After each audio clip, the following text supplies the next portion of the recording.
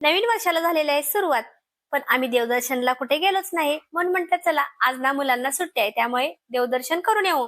तर चला सकाळी लवकर उठली, आंघोळ वगैरे केली. आता ना मला मेकअप करून देवपूजा करायची होती, कारण सकाळ सकाळी देवपूजा झाली की मस्त वाटतं प्रवास करायला. पण म्हणून ना मी कुठंही कधीही लवकर जायची असली कितीही तरी सुद्धा ना देवपूजा केल्याशिवाय बाहेर पडत नाही बघा. छान मस्त देवपूजा केली आणि काल ना फुलं आणलेली राहिलेली होती, ती फ्रीज मध्ये ठेवलेली होती, ती घातली आणि प्रवासाला सुरुवात केली देवाचा आशीर्वाद घेऊन. तर सकाळच्या 6:45 वाजलेल्या होत्या, प्रवासाला केलेली आहे तर सुरुवात. पण सकाळ सकाळी प्रवास करायला छान वाटतं, कारण संध्याकाळची आपली पूर्ण झोप झालेली असते. त्यामुळे ना सकाळी उठलं आणि आपण प्रवासाला सुरुवात केली की छान वाटतं. त्यामुळे आम्ही सकाळीच निघालेलो आहे देवदर्शनासाठी.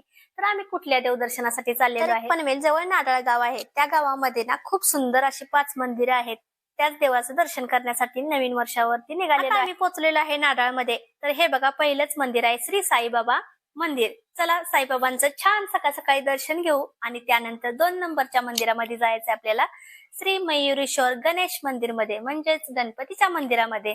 सकाळ सकाळी छान गणपती बाप्पाचं दर्शन झालं. त्यानंतर 3 नंबरच्या आपल्याला मंदिरामध्ये जायचं आहे, ते म्हणजे संकटमोचन हनुमान मारुतीचं छान असं दर्शन घेतलं. त्यानंतर 4थ्या नंबरच्या मंदिरामध्ये जायचं आहे, नारळेश्वर महादेव मंदिर, म्हणजे शिवलिंग आहे तिथं दर्शन केलं. त्यानंतर भवानी मातेचं मंदिर आहे, तिथं सुद्धा छान असं दर्शन केलं. अशी ना एकूण 5 मंदिरं आहेत. तुम्हाला आजूबाजूचा परिसर दाखवते मंदिराच्या, आणि मंदिरं बाहेरून पण कशी दिसतायत ते सुद्धा दाखवते. खूप सुंदर अशी मंदिरं आहे. मंदिरं बघून झाली की आम्हाला करायचा होता नाश्ता, कारण विघ्नेशला भूक लागलेली होती. म्हणून म्हटलं चला इथं नाश्ता सेंटर छान असं आहे, नाश्ता खूप मस्त असा भेटतो, चविष्ट. म्हणून इथं करू. बघितलं तर नाश्ता काही नव्हता, बंद होता नाश्ता. म्हणून म्हटलं चला पुढच्या प्रवासाला सुरुवात करायची आहे. तर पुढचा प्रवास आम्ही कुठला करणार आहे ते सुद्धा तुम्हाला मी व्हिडिओमध्ये दाखवणार आहे. तर विघ्नेशला भूक लागली, त्यामुळे जरा पुढे गेल्यानंतर आम्हाला एक हॉटेल दिसलं, तिथं थांबलो आणि मिसळ पाव मागवलेला आहे.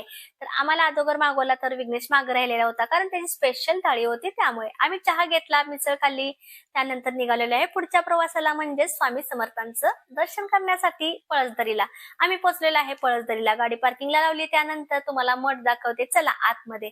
बाहेरून तर असा दिसतो, पण आतून कसा दिसतो तो तुम्ही बघितलेला नाही. तर हा बघा स्वामी समर्थांच्या मठाच्या बाहेरचा बोर्ड. त्यानंतर आम्ही लाईनला उभा राहिलो. लाईनला उभा राहिल्यानंतर खूप गर्दी होत गेली, कारण रविवार होता. त्यामुळे मुलांना सुट्टी होती, माणसांना सुट्टी होती. त्यामुळे खूप सारे भाविक आलेले होते, सेवेकरी आलेले होते दर्शन करण्यासाठी स्वामींचे. तर चला थोडस म्हणलं नामस्मरण करावं, म्हणून मी बसून ना थोडस नामस्मरण केलं, जास्त नाही पण थोडंच केलं. त्यानंतर आरती छान अशी चालू झालेली होती, सर्वांनी आम्ही आरती केली. त्यानंतर आम्ही ना प्रसादाच्या लाईन मध्ये जाऊन उभा राहिलो, महाप्रसाद घेतला. त्यानंतर पंक्तीला बसून छान असं आता जेवण करणार आहे, कारण भूक नव्हती आम्हाला, तरी सुद्धा महाप्रसाद घ्यायचा होता, कारण स्वामींचा महाप्रसाद सोडायचा नाही. म्हणून आम्ही महाप्रसाद घेतला. चला तर आता घरी निघालेलो आहे. व्हिडिओ तुम्हाला कसा वाटला